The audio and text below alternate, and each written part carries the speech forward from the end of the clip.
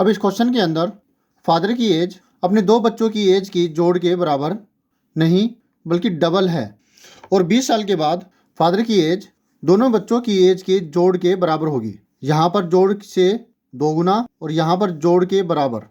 ये प्रेजेंट की बात है और ये 20 साल के बाद की बात है। अब फादर की एज निकालनी है।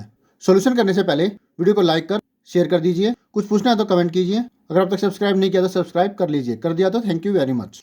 बेल आइकन के बटन को दबाना मत भूलना, इससे लगातार आपको नोटिफिकेशन मिलते रहेंगे। तो सॉल्यूशन करते हैं अब। Let us do. फादर की प्रेजेंट एज हम एक्स ईयर्स मान लेते हैं और मान लेते हैं कि उनकी एज का बच्चों की एज का जोड़ वाई ईयर्स है। 20 साल के बाद फादर की एज एक्स प्लस 20 ईयर्स होगी और 20 साल के बाद बच्चों की एज, क्योंकि 2 बच्चे हैं, 2 बार 20 प्लस होगा, वाई प्लस 40 ईयर्स हुई। मान लिया कि दोनों की एज, एक की ए है दूसरी की बी है। 20 साल के बाद इसकी एज होगी ए प्लस 20 और बी की एज होगी बी प्लस 20 इस वाले की। तो हुई ना ए प्लस बी प्लस 40 और दोनों की जोड़ जो हमने एक्स मान रखा है, सॉरी वाई, तो वाई प्लस 40 ईयर्स हो गई। क्वेश्चन की पहली कंडीशन के अनुसार फादर की प्रेजेंट एज बच्चों की एज के जोड़ का 2 गुना है। हम सब्स्टिट्यूशन मेथड का इस्तेमाल करके इसके सोल्यूशन को करेंगे। क्वेश्चन की सेकंड कंडीशन के अनुसार 20 साल के बाद फादर की एज दोनों बच्चों की एज के जोड़ के बराबर होगी। 20 साल के बाद दोनों बच्चों की एज वाई प्लस 40 ईयर्स होगी। वाई लेफ्ट हैंड साइड में आया माइनस हो गया, 20 राइट हैंड साइड में जाएगा, 40 माइनस 20 20।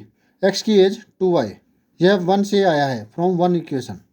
तो y की एज हुई 20, यानी दोनों बच्चों की एज का जोड़ 20 ईयर्स है।